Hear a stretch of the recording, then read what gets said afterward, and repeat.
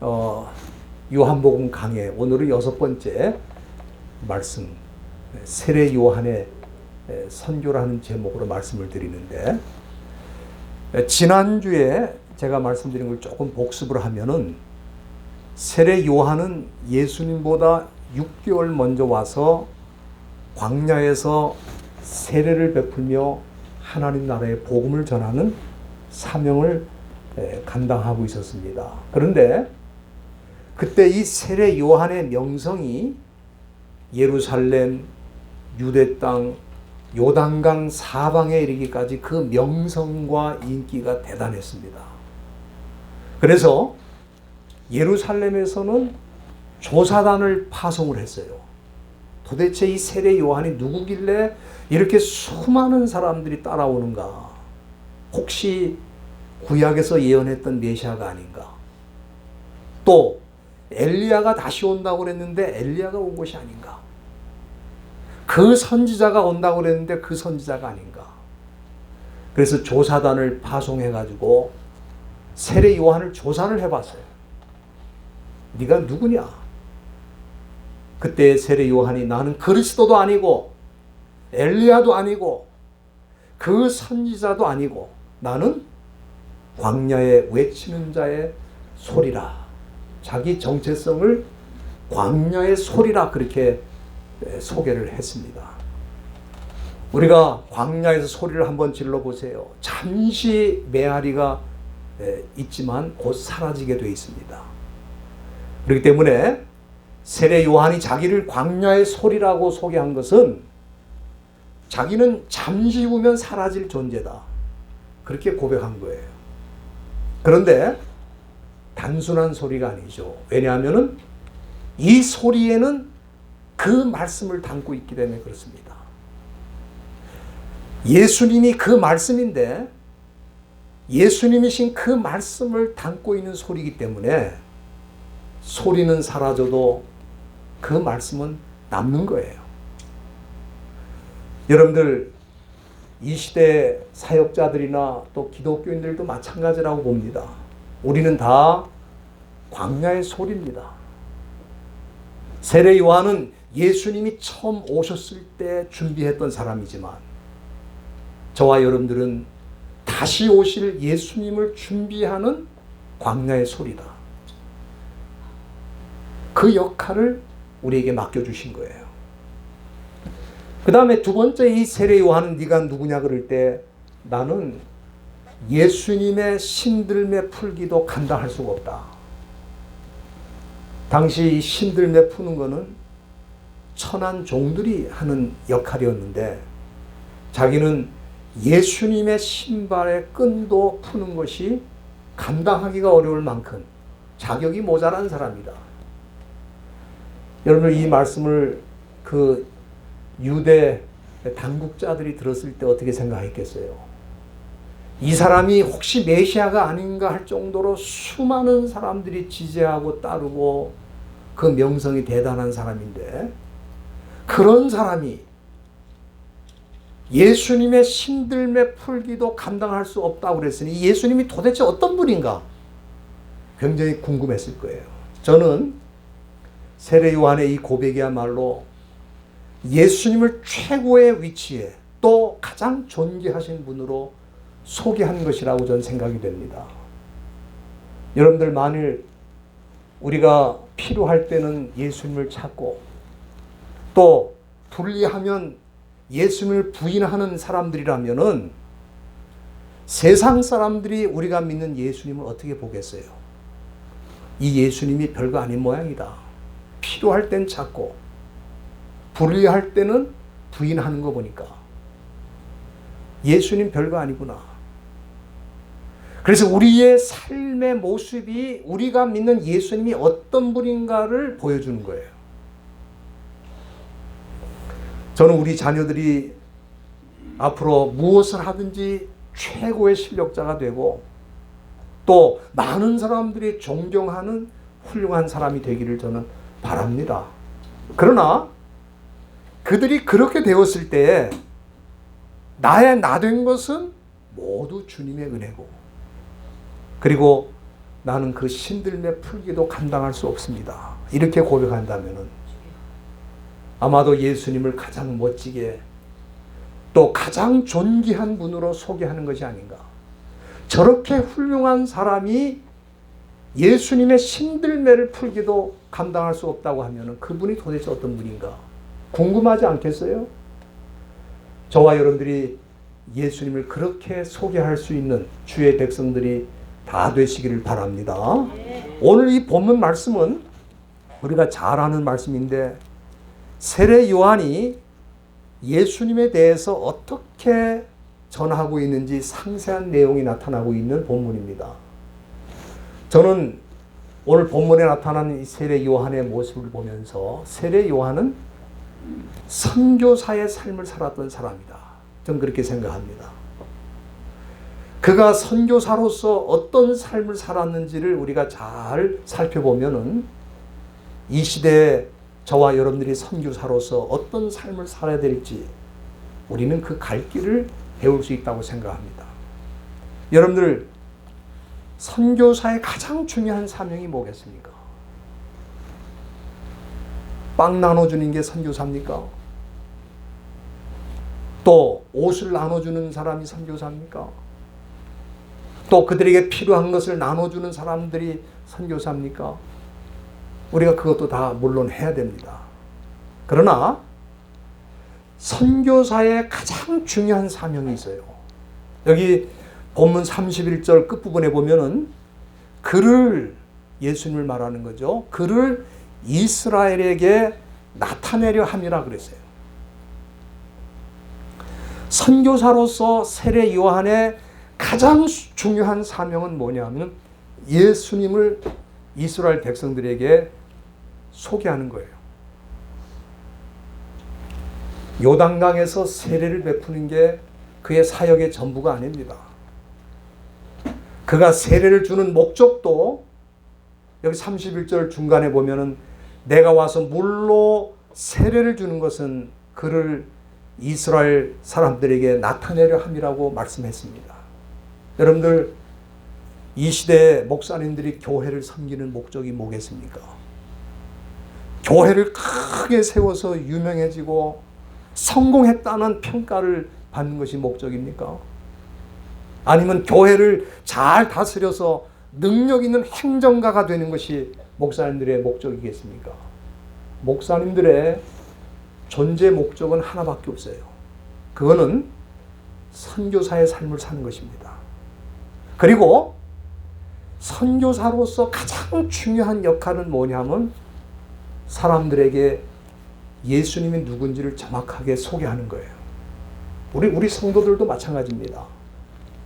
저와 여러분들이 이 세상에 사는 거는 우리가 잘 나가는 사람이다. 성공하는 사람이다. 이런 평가를 받는 것이 우리의 목표가 아닙니다. 우리가 일터에서 열심히 일하고 또 학교에서 열심히 공부하고 최선을 다해서 우리 인생을 살아가는 이유가 뭡니까? 우리를 통해서 예수님이 누군지를 사람들에게 소개하고 알리는 것을 위해서 그렇게 사는 거예요. 여러분들 세례 요한의 선교 현장은 유대 땅이었습니다. 어떤 사람들은 이스라엘 사람들은 하나님을 다 믿는 사람들인데 그 사람들이 무슨 선교의 대상인가 그렇게 생각하는데 그렇지 않습니다. 당시 이스라엘 백성들은 예수님이 누군지를 잘 몰랐어요. 그렇기 때문에 그들은 예수님을 알아야 되는 백성이었습니다. 오늘 우리가 교회 안에는 다 예수를 잘 믿는 사람들이 나온다고 생각 그렇지 않습니다. 교회가 바로 지금 선교 현장이 되고 있어요. 왜? 교회는 나와 있지만 직분도 받았지만 예수 믿지 않는 사람들이 너무너무 많아요. 제가 LA 처음 왔을 때 제가 교회를 부임하니까 저는 교회 안에 예수 안 믿는 사람이 그렇게 많은 줄 몰랐어요. 그러니까 한인회가 따로 없어요. 그냥 한인회 같은 성격의 교회라는 것을 제가 발견했어요. 그렇기 때문에 지금은 선교지가 아프리카에 있다. 또 어떤 정글에 있다. 그렇지 않습니다. 선교지는 어디나 있고 심지어 교회 안에도 있다 이 말이에요. 세례 요한의 선교지는 어디입니까? 유대 땅입니다. 예수를 거의 모르고 예수님을 거의 인정하지 않고 심지어 예수님을 부인하는 사람들로 가득 찬 땅에서 세례 요한의 사명이 뭡니까? 그를 소개하는 거예요. 예수님을 소개하는 거예요. 오늘 본문 31절 초대에 보면은 세례 요한도 사실은 나도 그를 알지 못했다 그랬어요. 여기 또 그 33절에도 보면은 다시 나옵니다. 나도 그를 알지 못했다. 그러니까 세례 요한도 처음에는 예수님 누군지를 잘 모른 거예요.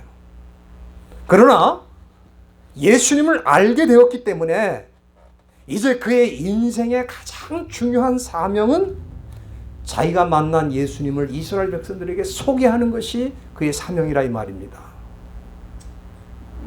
우리가 사도행전 9장에 보면은 바울이 예수 믿는 사람들을 죽이기 위해서 다메섹, 지금으로 말하면 다마스커스죠. 시리아의 다마스커스로 올라가는 중에 그가 부활하신 예수님을 만났어요. 그리고 그 후에 아나니아라는 사람을 하나님이 보내주셔서 만나게 되었고 기도를 받는 중에 눈에서 비늘같이 같은 것이 떨어지면서 밝히 보게 되었습니다. 그리고 그가 이제 누군가에 이끌려서 다메섹에 올라갔을 때 그가 제일 먼저 한 일이 뭔지 아십니까? 원래는 다메섹에 가면은 예수 믿는 사람들을 결박에다가 죽이는 일에 앞장서기 위해서 지금 다메섹에 갔는데 사도행전 9장 20절 한번 여러분들 성경 있으면 다 보시길 바랍니다. 사도행전 9장 20절에 보면은 그가 예수를 만난 그 후에 바로 다메섹에 올라가서 즉시로 그랬어요. immediately. 즉시로 각 회당에서 예수님이 하나님의 아들이신 것을 전파했다 그랬어요. 그러니까 사도 바울이 예수님을 전파하기 위해서 무슨 신학교에 들어가서 공부한 게 아니에요. 무슨 선교사 훈련을 몇 년 동안 받은 거 아닙니다. 예수를 만나자마자 그는 다메섹에 올라가서 예수님이 하나님의 아들이라는 것을 증거했다 이 말이에요. 이게 중요한 삶입니다. 그렇기 때문에 중요한 것은 뭐냐면은 우리가 예수님을 제대로 만났는지 안 만났는지 그게 중요한 거예요. 왜? 우리가 예수님을 만났다면은 제대로 만났다면 그 사람은 반드시 그 순간부터 예수님을 소개하는 사람이 될 수밖에 없는 거예요. 무슨 또 훈련을 받고 또 무슨 학교에 가고 그런 거 다 필요하죠. 그러나 예수를 만난 사람이면 그 사람이 정확하게 만났다면 그때부터 그 사람은 예수님을 소개하는 사람이 될 수밖에 없다는 거예요. 우리가 요한복음 4장에도 보면은 나중에 우리가 살피겠습니다만은 사마리아 여인이 나타나고 있는데 우물가에 물을 길러 왔다가 거기서 예수님을 만났잖아요.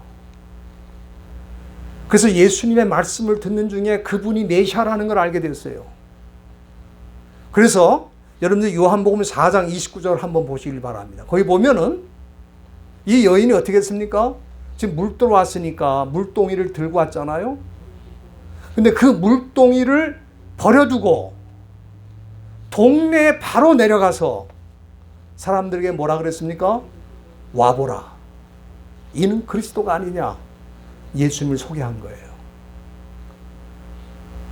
그러니까 예수님을 언제부터 전해야 되느냐 그렇게 물어본다면은 예수님을 만난 사람이면 예수님을 전하지 않을 수 없다 그 말이에요. 그러니까 내가 오랫동안 교회를 다니고 직분도 받았고 모태신앙이고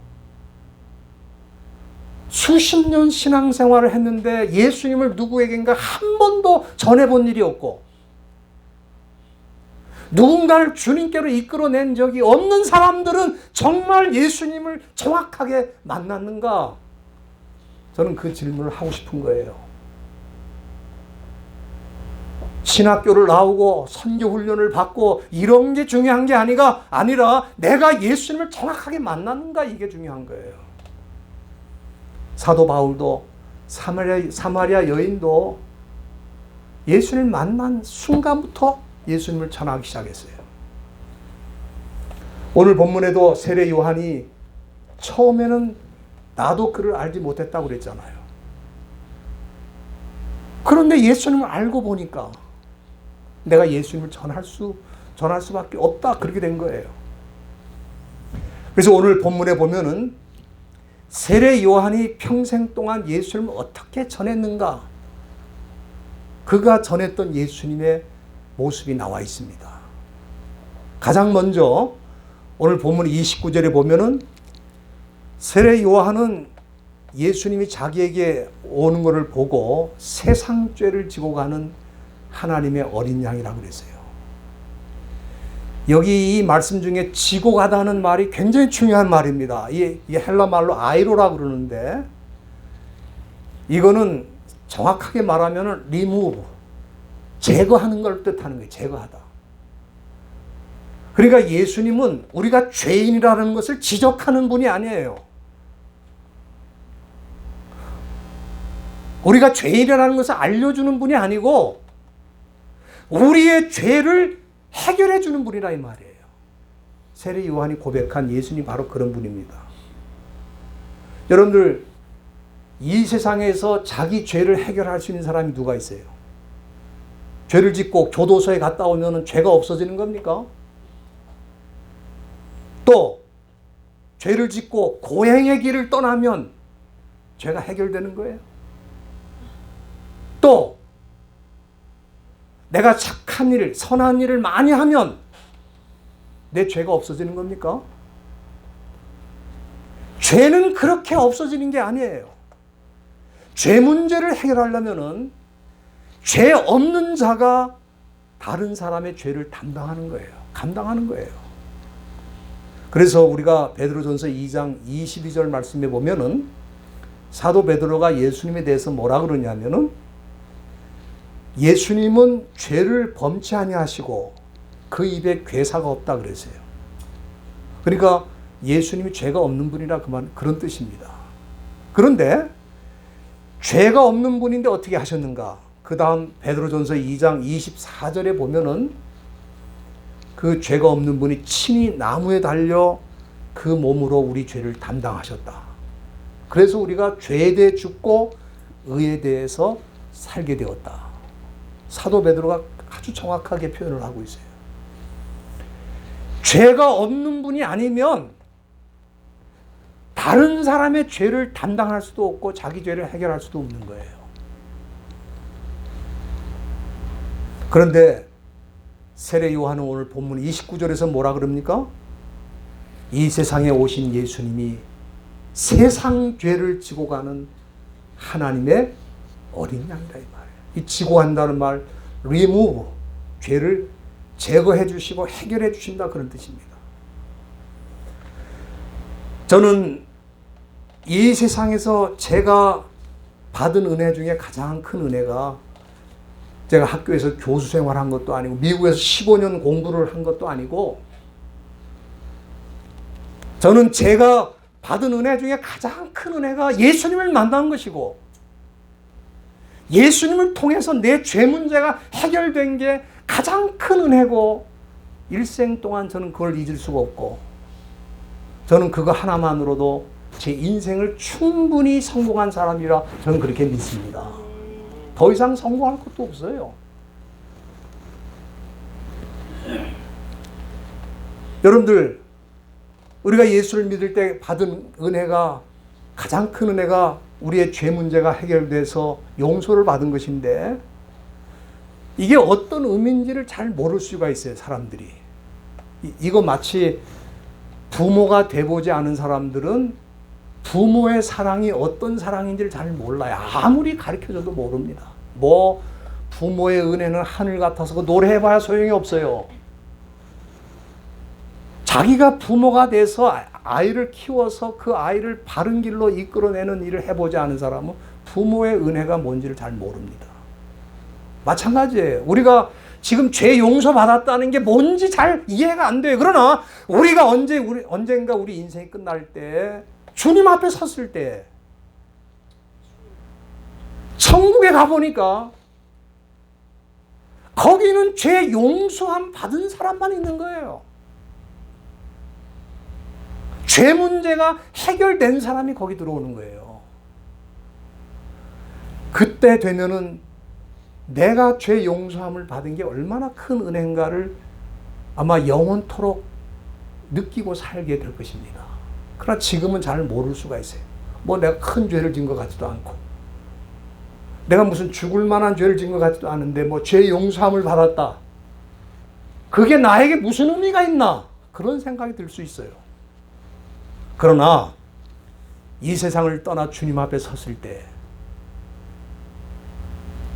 내가 죄 용서함 받지 않았다면 이 자리에 설 수 없다는 걸 알게 되었을 때, 내가 받은 은혜가 얼마나 엄청난 것인가를 그때 알게 된다 이 말이에요. 저와 여러분들이 그런 은혜를 받은 줄로 믿습니다. 두 번째는, 여기 세례 요한이 예수님에 대해서 소개할 때 예수님은 어떤 분으로 소개하냐 하면은 성령으로 세례를 주는 분이다, 그렇게 소개를 하고 있어요.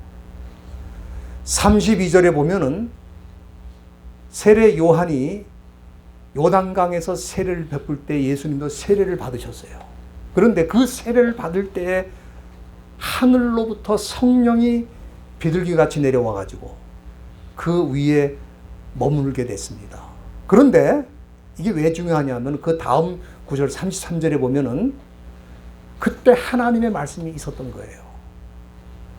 나를 보내서, 누가 나를 보냈습니까? 하나님께서 나를 보내셨잖아요. 세례를 주라고 하신 그이, 즉 하나님께서 나에게 말씀하셨다는 겁니다. 무엇을 말씀하셨습니까? 성령이 내려서 누구 위에 머무는지 그것을 보거든. 그분이 누구냐?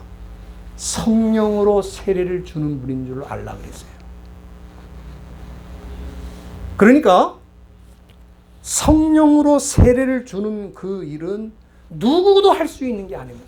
세례 요한도 아니고 어떤 선지자도 할 수 있는 것이 아닙니다. 오직 메시아로 오신 예수님만이 하시는 일인데, 제가 이 성령 세례에 대해서는 아주 중요한 문제이기 때문에 제가 나중에 상세하게 얘기할 기회가 있겠습니다만은, 오늘 제가 성령 세례를 받으면 우리가 어떻게 되는지 핵심적인 개념 3가지만 제가 말씀드리겠습니다. 첫째, 가장 중요한 게 뭐냐면은 우리가 성령 세례를 받으면 성령이 우리 안에 영원히 거하시게 된다는 거예요.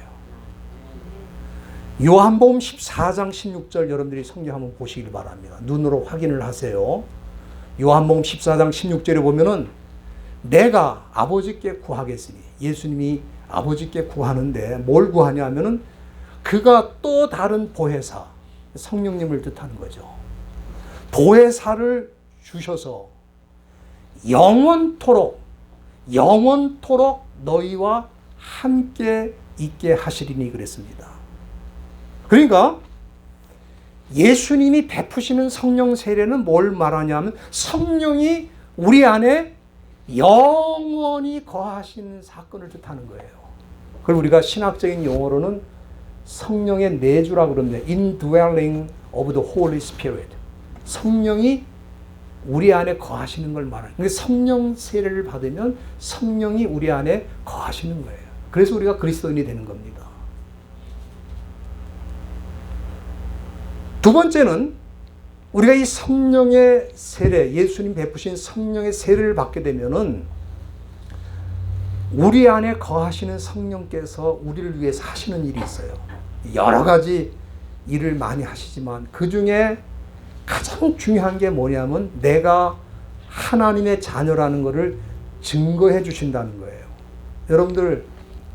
여러분들이 하나님의 자녀인 걸 어떻게 알겠어요? 어떤 사람은 뭐 하늘에서 환상을 봤다 그러는 사람도 있고, 또 어떤 사람은 무슨 꿈에 뭐가 나타났다고 그러기도 하고, 그것이 증거로서 내가 하나님의 자녀인 것을 알게 됐다. 천만의 말씀. 그게 아니에요. 내가 하나님의 자녀가 된 거는 내 안에 계신 성령께서 알려주셨기 때문에 내가 확신하는 거예요. 여러분 성경 한번 보시기 바랍니다. 로마서 8장 18절에 보면은 성경이 분명하게 말씀하고 있어요. 우리 안에 거하시는 성령이 무슨 일을 하시느냐? 우리 영으로 더불어 하나님의 자녀인 것을 증거하신다. 내가 하나님의 자녀가 되었다는 걸 누가 증거한다고요? 내 안에 계신 성령께서 증거한다 이 말이에요. 그래서 우리가 알게 된 거예요.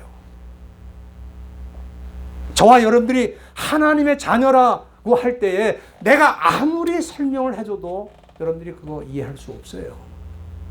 내가 아니면 그만인데, 내가 아무리 설명해도 내가 아니라고 하면 그만이잖아요. 나는 아무리 목사님이 설명해 주셨지만 내가 하나님의 자녀인 걸 알 수가 없습니다. 그러면 끝이잖아요. 아무리 설명해도. 그러나 내 안에 계신 성령께서 내 영으로 더불어 내가 하나님의 자녀라는 것을 확증해 주신다 이 말. 성령이 그래서 우리에게 오신 거예요. 성령 세례가 그래서 중요한 겁니다.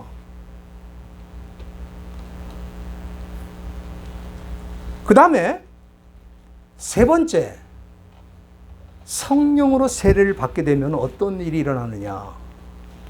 우리는 하나님의 은혜가 뭔지를 알게 되는 겁니다.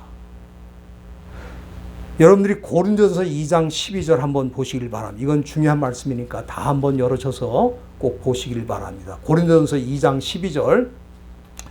거기 보시면은 우리가 세상의 영을 받지 않았다. 우리는 더 이상 세상의 영, 마귀의 영을 받지 않았어요. 마귀의 영이 우리를 지배하다가 쫓겨났습니다. 왜? 하나님께로 온 영, 성령을 받았기 때문에 그렇죠.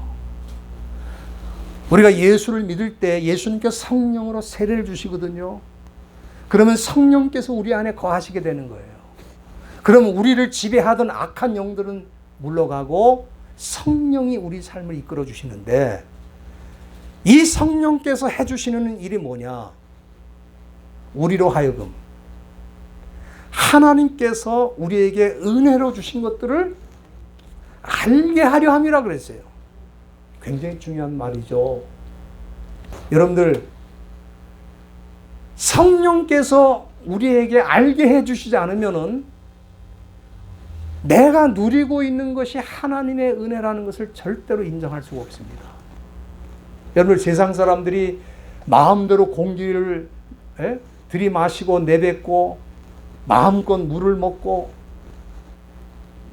우주에서 제일 좋은 환경이라고 말할 수 있는 지구에서 살고 있고 먹을 것과 입을 것을 얻고 있고, 이것이 하나님의 은혜라고 생각하는 사람이 얼마나 되냐 이 말이에요. 이 세상에 다 자기의 힘으로 자기의 노력으로 그런 걸 얻었다고 생각하지, 그거를 하나님이 주셨다고 생각하는 사람이 누가 있어요? 실질적으로 여러분들 공기를 한번 생각해 보세요. 이 공기가 그냥 다 공짜로 그냥 들이마시니까 이게 아무것도 아닌 것 같은데, 공기 없으면 이 지구상에 살 수 있는 사람이 누가 있어요? 그러면 이 지구상에 공기가 있는 별이 얼마나 되냐 이 말이에요. 거의 없어요. 공기가 있는 별은 우주에 이 지구 하나밖에 없어요. 이거를 하나님이 은혜로 주신 것이라고 생각하는 사람이 누가 있냐 이 말이에요. 저와 여러분들은 내가 숨 쉴 때마다 하나님의 은혜로 숨쉬고 있다는 것을 고백하는 사람들인 줄로 믿습니다. 또 그뿐만 아니라 내가 이렇게 교회를 나와서 주님을 알게 되고 주님을 믿게 되고 주님을 고백할 수 있게 되고, 이게 하나님의 은혜라는 것을 깊이 깨우치는 사람이 얼마나 되냐 이 말이에요. 내가 눈 떠 보니까 나는 기독교인 집안에서 태어났고 그래서 나는 교회 나온 것뿐이다. 그렇지 않아요. 내 안에 성령께서 임하시고 성령이 깨우쳐 주시면은 내가 살고 있는 이 삶 자체가 하나님의 은혜라는 걸 알게 되는 겁니다. 여러분 주변에 코로나로 세상 떠난 분들 많이 있죠? 제 친구들도 많이 있어요. 그러면 그 친구들이 나보다 죄를 많이 져서 코로나 걸려서 세상 떠난 거예요? 그게 아니잖아요. 저와 여러분들이 이렇게 살아있는 것 자체가 하나님의 은혜라는 것을 인정하는데 그거를 내가 강제로 설명해서 주입시킨다고 그 사람이 인정하겠냐 이 말이에요. 그냥 운이 좋아서 내가 살아있는 거지. 나도 운이 안 좋았으면 죽었을 거 아니냐. 그렇게 말할 거 아닙니까? 그러나 저와 여러분들은 성령으로 세례를 받았기 때문에 내 안에 계신 성령께서 나에게 일어나는 모든 사건들이 심지어 좋은 일뿐만 아니라 어려운 일, 힘든 일조차도 하나님이 나에게 은혜로 주신 것들이라는 것을 고백하고 인정할 수 있게 된다 이 말이에요. 오늘 세례 요한이 성령으로 세례를 주는 분이라는 것을 증거한 것이 바로 그런 내용이 그 안에 들어가 있는 것입니다.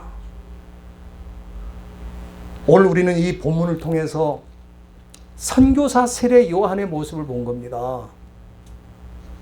선교사는 그저 빵이나 나눠주고 옷이나 나눠주는 사람이 아닙니다. 선교사는 내가 만난 예수님을 정확하게 소개를 해서 그 사람들도 나처럼 예수를 믿고 죄 문제가 해결되고 성령으로 세례를 받아서 성령께서 나에게 주시는 모든 은혜들을 깨우치고 내가 살아있는 것이 하나님의 은혜고 하나님의 사랑이라는 것을 깊이 알면서 살 수 있는 그런 사람 세우는 일을 하는 분이 세례 요한인데 세례 요한이 유대 땅에 와서 한 일이 바로 그거라 이 말이에요. 저와 여러분들이 우리 생명이 얼마나 남았는지 아무도 장담할 수 없습니다. 그렇죠? 그럼 우리가 살아있는 동안에 할 수 있는 일이 뭡니까? 세례 요한처럼 내가 알고 내가 믿고 있는 예수님을 누군가에게 전하는 거예요. 우리가 주님 앞에 섰을 때 너를 통해서 예수 믿게 된 자가 누군지 데리고 와라 그럴 때 여러분 어떻게 하겠습니까? 아무도 없어. 나를 통해 예수 믿는 사람이 없다. 그건 내가 예수를 제대로 못 믿었다는 뜻이죠. 저와 여러분들 이런 선교의 사명을 끝까지 감당하시고 주님 앞에 서실 수 있기를 간절히 부탁을 드립니다. 기도하시겠습니다. 하나님 아버지,